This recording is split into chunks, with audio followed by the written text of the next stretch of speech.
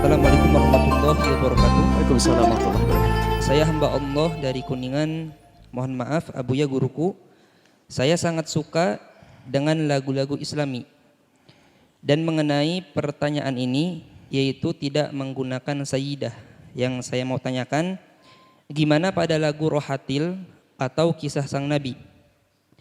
Di situ penyebutan namanya juga tidak memakai nama kebesaran seperti nama kakeknya Rasulullah, nama bapaknya Rasulullah, nama paman Rasulullah, bahkan nama istri Rasulullah Sayyidah Khadijah Al-Kubra hanya disebut Khadijah saja. Terima kasih Buya.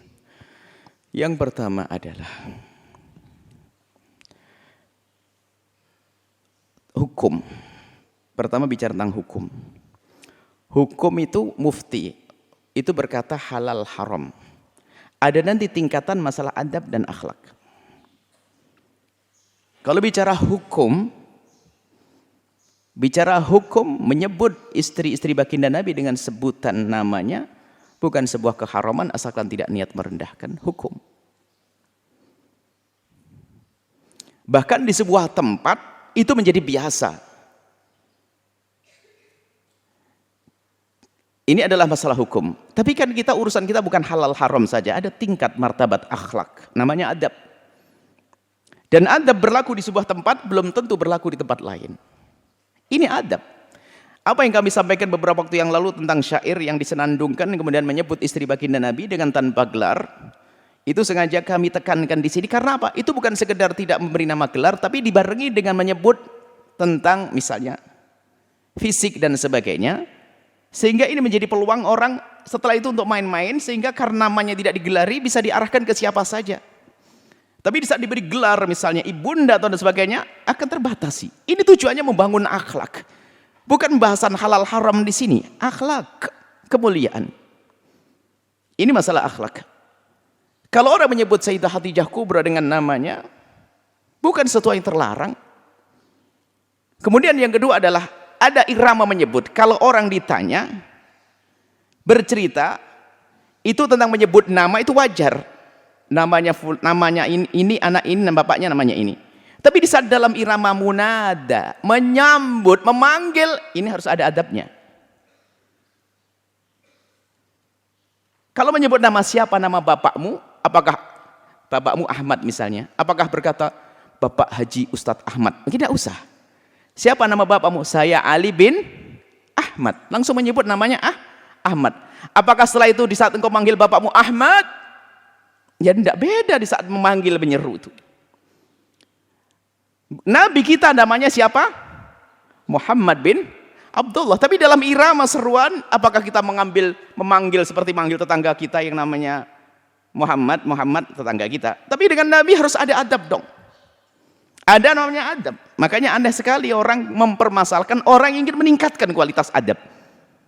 Kalau ada orang yang meningkatkan kualitas adab, ini kewajiban. Ada mufti, ada juru dakwah. Juara dakwah bukan hanya sekedar menyampaikan halal haram. Ada martabat akhlak yang dicari. Di masyarakat Jawa misalnya ada. Orang dalam berbahasa, berkomunikasi, anak kecil dengan orang tua ada namanya kromo inggil. Kalau Anda melihat seorang anak bicara dengan bapaknya dengan bahasa kasar, itu disalahkan dari sisi adab. Di sebuah negeri sana, seorang istri memanggil suaminya dengan namanya biasa. Coba di kampung kita. Aneh. Jadi kita bicara tentang adab. Loh, menggunakan adab penting. Kalau Anda memanggil istri-istri baginda Nabi dengan namanya, tidak masuk wilayah keharaman, tidak ada niat merendahkan. Tapi mana adab Anda? Ini kan bicara tentang adab, tata krama. Kemuliaan, apa sih susahnya di saat menyeru ya Sayyidah Aisyah? Apalagi dalam irama kita membuat syair memanggilnya. Ya Sayyidah Khadijah, ya Ummal Mukminin, ya. Masa langsung manggil namanya begitu? Kan tidak enak. Ini bicara tentang adab. Makanya jika ada syair-syair yang sifatnya menceritakan, bukan menyeru, kemudian disebut namanya saja, itu tidak ada masalah. Seperti menyebut cerita nasab Nabi. Sayyidina Nabi nasabnya Muhammad bin Abdullah bin Abdul Muttalibi. Itu kan menyebut nasab. Tapi dalam irama menyeru beda, memanggil dalam keadaan sendiri disebut gelarnya Nabi Muhammad. Sayyid Abdullah. Nah, di saat menyebut nama ini masalah adab. Bukan masalah halal haram. Anda pun yang berakal sehat akan mengerti dan paham. Jika seorang anak memanggil ibundanya dengan panggilan Ummi Zulaikha, Ummi Azizah. Yang satu mengatakan manggil uminya Azizah, Azizah. Secara hukum nggak ada masalah. Cuman Anda berkata ini kok anak kurang ajar banget yang satu ini. Anda sudah bisa menilai, tidak usah diperdebatkan. Begini wong saya ngajak akhlak kok. Yang saya sampaikan di mimbar bukan segala urusan halal haram, tapi kadang kita harus bicara tentang akhlak. Anda di orang Jawa, kalau tiba-tiba anak Anda ngomong ngoko, bahasa kasar kepada Anda, urusan Anda itu. Tapi orang lain akan mengatakan bapak Anda mendidik anaknya, kan begitu. Ada bahasa kromo inggil, ada kromo, ada ngoko, ada kromo madya, koma inggil, ada tingkatan-tingkatan. Ini ada panggilan-panggilan. Ada sebagian kaum biasa menyebut orang itu, menyebut saudaranya dengan namanya. Tapi kalau di sebagian masyarakat kalau pakai gelar abang, kakak menjadi tidak baik. Ini kita bicara tentang akhlak. Kalau ada orang ingin meningkatkan kualitas akhlak, nggak bisa disalahkan siapapun. Biarpun menurut orang lain tidak haram, bahkan di tempat lain biasa. Tidak perlu Anda berhujah, oh saya manggil bapak saya dengan panggilan Ali juga biasa. Itu kan urusanmu. Jangan disamakan dengan yang lainnya. Orang kan memandang kamu ini kurang ajar, bapaknya namanya Ali, panggil Ali, Ali, Ali. Panggillah Abah, Abah Ali. Kan begitu. Jangan langsung Ali, Ali. Jadi ada adab nih, kami sampaikan adab. Nah, jika Anda menemukan syair-syair, buku-buku yang sifatnya bercerita di saat tidak disebut dibarengi gelar-gelar itu tidak haram. Tapi seandainya kita masih bisa memberikan gelar, ada sebuah kebaikan. Tidak haram. Apalagi namanya menyebut seperti nasab. Nasab 20 nama disebut pakai Sayyidah, ya kelamaan. Mungkin begitu. Sehingga dihilangkan. Tapi di saat ada kesempatan menyeru, ya Sayyidah Khadijah, ya Sayyidah Aisyah, ya, supaya kita bedakan antara Sayyidah Aisyah dengan Aisyah tetangga kita. Sehingga kalau sudah ada gelar ya Sayyidah Khadijah, Ummul Mukminin, kalau seandainya masuk sebuah syair lirik lagu, tidak akan bisa nanti diarahkan kepada di cover di video klip digambari perempuan-perempuan, nggak bisa. Kenapa? Ummul Mukminin, Sayyidah Khadijah Al-Kubra, Sayyidah Aisyah. Ini akhlak. Jadi mimbar ini bukan hanya urusan halal haram, tapi peningkatan kualitas akhlak. Dan ini akhlak itu kesepakatan orang berakal. Kalau suruh menimbang pasti bisa mengerti. Saya ulang, jika ada seorang anak di Jawa bicara dengan bapaknya dengan bahasa ngoko, ini bertentangan dengan adab. Urusan haram nggak ada. Wong dia tidak niat. Bahkan mungkin bapaknya ridho, wong sudah biasa bang di rumahnya tidak diajari bahasa halus kok. Tapi orang memandang apa? Kurang beradab.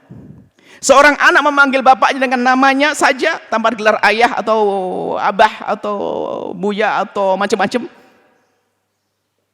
ya sah-sah saja. Tapi menurut orang ini tidak beradab. Masa memanggil ayahnya dengan sebutan nama, manggil ibunya langsung disebut namanya. Dalam rangka seruan, tapi dalam rangka berbeda ya siaknya begini. Kalau ada orang ditanya, ibumu namanya siapa? Azizah. Ya sah. Oh, jangan bilang kurang ajar manggil ibunya. Oh enggak, makanya dalam syair-syair bed-bed jika sebutnya menceritakan tentang nasab Nabi, itu wajar tidak disebutkan Sayyidah dan sebagainya. Tapi di saat dalam seruan, panggilan sendiri, itu kalau tidak pakai gelar kurang enak. Di hati-hati yang berakhlak itu loh. Kita membangun akhlak itu, sifatnya membangun akhlak, bukan bicara halal haram saja. Maka kadang sebagian orang ini memang ya namanya manusia bermacam-macam. Orang ingin membangun yang baik disalah-salahkan. Tapi di saat ada sesuatu yang kurang baik dianggap kebiasaan, sebuah yang biasa saja.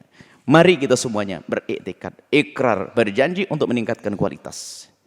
Dari haram kita tinggalkan menuju halal. Dari yang halal pun harus ada masuk wilayah warok. Bukan sekedar urusan halal, nama adab, level tertinggi adab. Halal haram, halal haram, halal haram. Setelah itu harus akhlak. Akhlak yang menjadikan halal haram itu menjadi indah nanti. Jadi menerapkan hukum pun dengan akhlak. Seperti itu. Semoga Allah memberikan pada kita akhlak yang mulia. Yang Nabi diutus adalah untuk menyempurnakan akhlak. Wallahu a'lam.